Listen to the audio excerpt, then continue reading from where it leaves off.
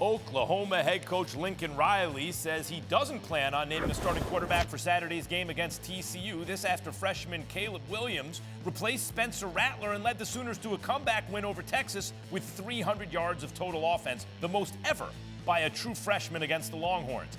Here is the great Paul Finebaum's take on Rattler. Spencer, nice knowing you, but hit the portal, because we've seen this before. It happened at Alabama. Jalen Hurts was supplanted by Tua, and of course Trevor Lawrence knocked off Kelly Bryant. It's the right decision. Spencer Rattler, I hate to say it, he was the best player in the country going into the season. He's not even the best quarterback on his team right now. For more, we welcome in College Game Day's David Pollack, who should be, or rather, David, let me ask you, who should be the Sooners' starting quarterback going forward, and why? I understand why people say Caleb Williams right away, because if you look at last week, I mean, my goodness, it was a huge difference. It was 28-7. You know, Caleb Williams' legs give him a spark.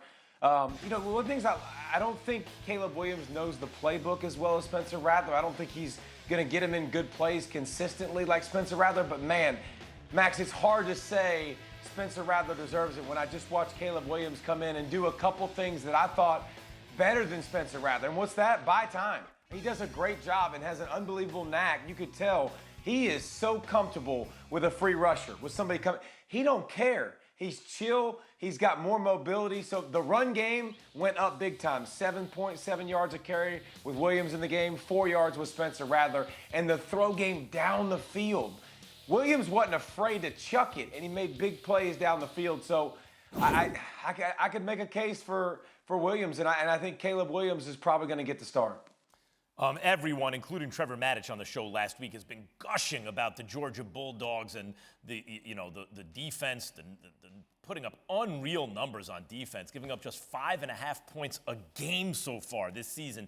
David, how does this D compare to other great Georgia defenses of the past? I'm asking you.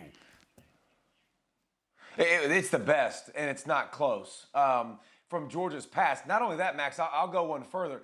2011 is kind of the gold standard of the best defense ever played in the history of the sport, and that was Alabama. And this team is edging closer and closer to being that.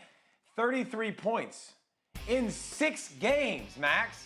Yeah, 6. That's crazy. I mean, it's silly. They've got size along the front with versatility. They got linebackers that can absolutely fly. We'll learn more about their back end and if they're really, really good enough to shut down a great passing attack. Maybe. But this defense is the best Georgia defense, and it's threatening to be that gold standard D and one of the best of all times.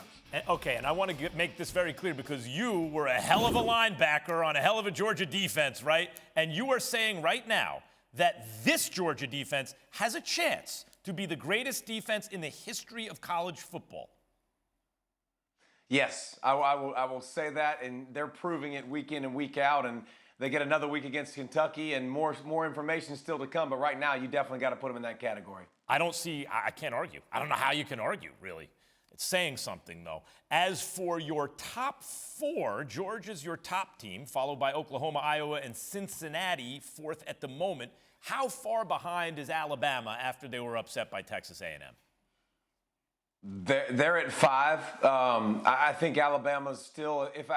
If I was Georgia and I was like, who don't I want to play? I'm going to go all the way down to 5 and say I don't want to play Alabama. And I know that ticks people off across the country. Well, they just lost, blah, blah, blah. Yeah, and they paid for it. But you talk about a team that has the most balance that you don't want to see. Iowa is a really, really great defense, an offense that is very up and down.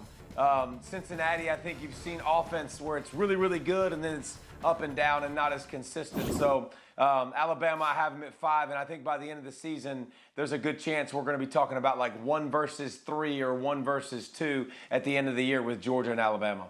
Indeed, Bama could be on a collision course to meet Georgia in the SEC championship game. College Game Day is in Athens Saturday when number 1 Georgia hosts number 11 Kentucky.